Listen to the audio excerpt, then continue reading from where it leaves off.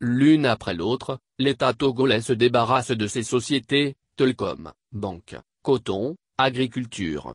La Banque togolaise pour le commerce et l'industrie, TECI, rejoint la liste macabre des structures privatisées. Le repreneur a pour nom e-Holding. Le gouvernement a adopté en effet mercredi 11 août en Conseil des ministres, un projet de décret qui fixe les modalités et le prix de cession d'une partie des actions de l'État dans le capital social de la banque. Cette opération qui est en passe d'être actée, vient finaliser le processus de privatisation engagé depuis 2019 par le gouvernement et qui concerne également l'UTB, l'autre banque publique nationale, après l'abandon de l'option de fusion. e-Holding, compagnie financière au capital de 30 milliards FCFA appartenant au patron des BOMAF, Mahamadou Bonkoungou, a été retenu parmi les 5 soumissionnaires de l'appel d'offres ouvert, qui a tout de même vu près d'une centaine d'investisseurs manifester leur intérêt, apprend-on. Avec cette privatisation qui contribuera davantage à financer l'économie nationale, le gouvernement, qui conservera 10% du capital, veillera à la préservation des intérêts des employés ainsi qu'à la consolidation du système financier, informe-t-on. La privatisation des sociétés d'État si elle est bien menée permet le renforcement de l'efficacité et de la performance des entreprises, la réduction du rôle de l'État dans l'économie, l'augmentation des recettes de l'État et l'introduction de la concurrence dans l'économie. Mais ce qui se passe au Togo depuis quelque temps à la hussarde, s'apparente à une vaste opération de bradage du patrimoine national. Togocom, Banque togolaise de développement, BTD, nouvelle société cotonnière du Togo, NSCT, entre autres sont passés par là. Le cas de la PTSI interroge davantage. Cette opération est en l'air depuis plusieurs années, il a été juste annoncé la création d'une commission d'évaluation des privatisations, COMEP. Et ce jour, on ne connaît rien du coût de l'opération. Comment e-Holding a été préféré sur la liste inconnue avancée par le gouvernement. Bien plus, comment le gouvernement privilégie des étrangers dans ses opérations avec des conséquences fâcheuses de rapatriement des capitaux.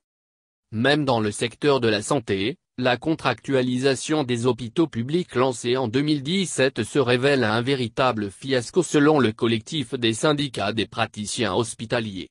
Près de 5,05 ans de mise en œuvre de cette réforme, les résultats sont mitigés malgré l'important investissement fait au profit des structures contractantes pour accomplir les tâches de contrôle des règles des recettes, a lâché le collectif des organisations syndicales de la santé, qui était en conférence de presse mardi 10 août, pour interpeller le gouvernement sur l'enlisement dans la mise en œuvre des recommandations du groupe de travail mis en place suite aux grèves de 2018 dans le secteur.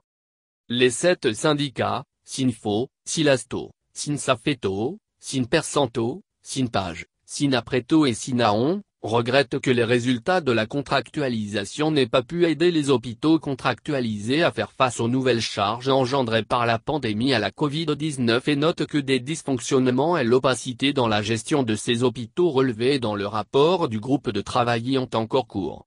La réponse de la tutelle semble se résumer à la dénonciation des pratiques peu orthodoxes des quelques agents véreux, avouant l'incompétence de l'administration à régler les dysfonctionnements constatés, relèvent les praticiens hospitaliers, qui n'apprécient pas du tout que la mise en œuvre de cette approche contractuelle ait surtout été confiée à une structure étrangère, convaincus que l'accomplissement de cette tâche n'est pas hors de portée des compétences nationales formées dans de prestigieuses écoles. Pour une réelle évaluation de sa mise en œuvre, les praticiens hospitaliers trouvent utile de commanditer un audit externe de la contractualisation afin de situer l'opinion nationale sur la contribution aux réponses des problèmes du secteur de la santé. Pourtant, dans ce pays, il a été créé par décret N-218/218/PR du 14 novembre 2012, Togo Invest pour s'imposer comme une société holding à même de permettre des investissements majeurs dont les infrastructures et le développement. 9 ans après, rien à mettre sous la dent. Le bradage du patrimoine continue malheureusement.